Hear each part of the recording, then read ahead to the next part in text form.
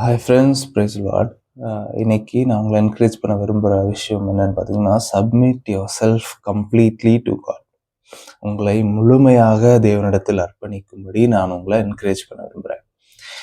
ஏதோ ஒரு குறிப்பிட்ட சீசன், ஏதோ ஒரு குறிப்பிட்ட சிச்சுவேஷன், ஏதோ ஒரு குறிப்பிட்ட நீட், தேவைகள், இல்லை ஏதோ ஒரு டிசையர், ஒரு விருப்பத்துக்காக மட்டும் இல்லாமல் முழுமையாக உங்களுடைய ஸ்பிரிட், உங்கள் லைஃப், உங்களுடைய மைண்ட், உங்களுடைய டிசையர்ஸ், உங்களுடைய இந்த ஃபிசிக்கல் பாடி, இது எல்லாத்தையும் நீங்கள் ஆண்டவருக்கு சரண்டர் பண்ண, சப்மிட் பண்ண நான் உங்களை என்கரேஜ் பண்ண விரும்புகிறேன்.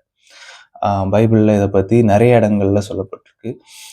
அதில் குறிப்பிட்ட ஒரு வசனத்தை நான் உங்களுக்கு கமெண்ட்ஸில் ஷேர் பண்ணுறேன். we need to submit ourselves completely to God.